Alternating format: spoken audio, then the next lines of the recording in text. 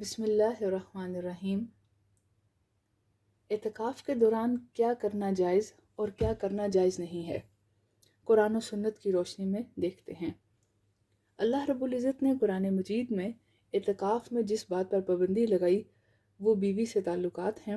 اللہ رب العزت نے فرمایا وَلَا تُبَاشِرُوهُنَّ وَأَنْتُمْ عَاكِفُونَ فِي الْمَسَاجِدِ، جب تم مساجد میں اعتکاف کیے ہوئے ہو تو اپنی بیویوں سے تعلقات مت رکھو۔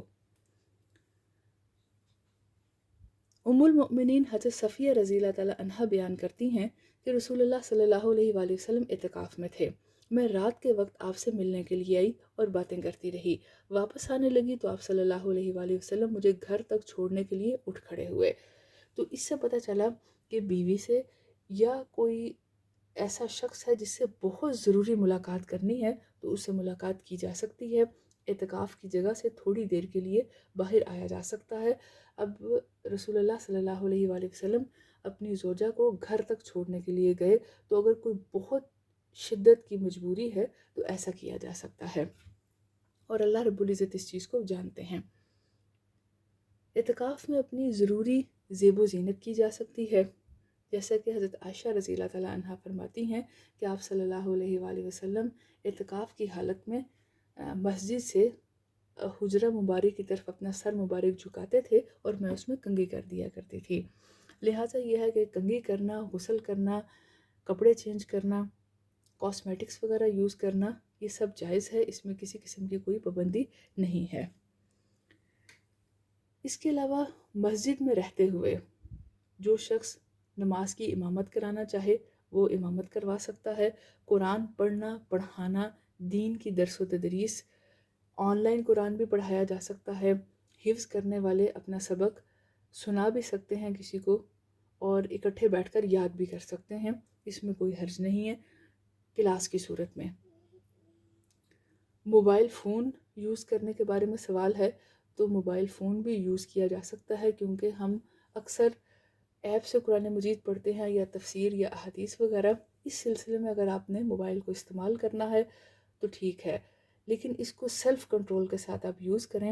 موبائل ایسی چیز ہے کہ اکثر آپ کو معلوم بھی نہیں ہوتا کہ آپ اٹھاتے ہیں کسی اور مقصد کے لیے، اور ارد گرد کی چیزوں میں ایسے مصروف ہوتے ہیں کہ آپ کو اپنے وقت کا احساس ہی نہیں رہتا۔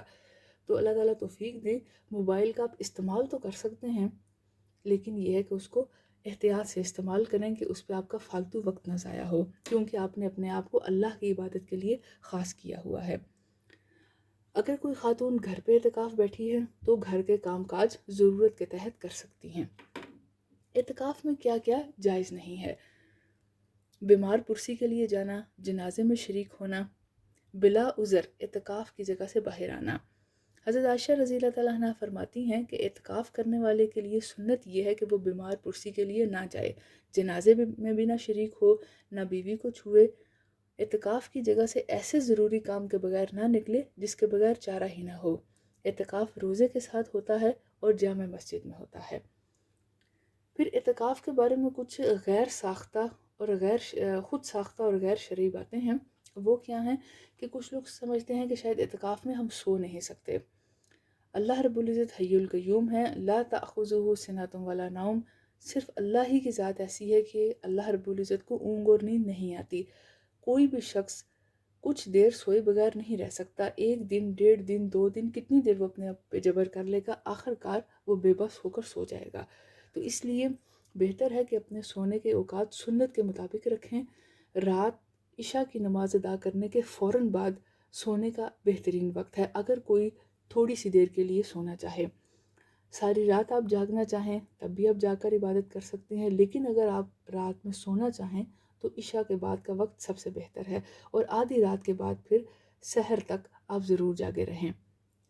دن کے وقت میں آپ نماز اشراق ادا کرنے کے بعد سو سکتے ہیں ظہر سے پہلے تک، پھر ظہر کی نماز ادا کرنے کے بعد عصر سے پہلے تک سونا یہ سنت ہے، قیلولہ جس کو کہا جاتا ہے۔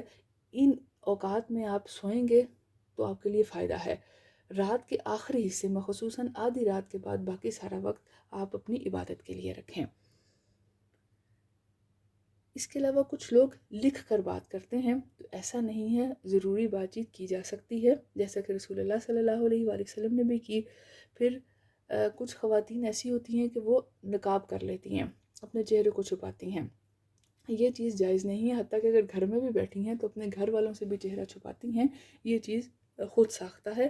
پھر کچھ لوگ غسل کرنا یا کپڑے وغیرہ چینج کرنا جائز نہیں سمجھتے. ایسا قرآن و حدیث میں کچھ بھی نہیں ہے. اللہ رب العزت ہم سب کو نیک اعمال کی توفیق عطا فرمائے. آمین.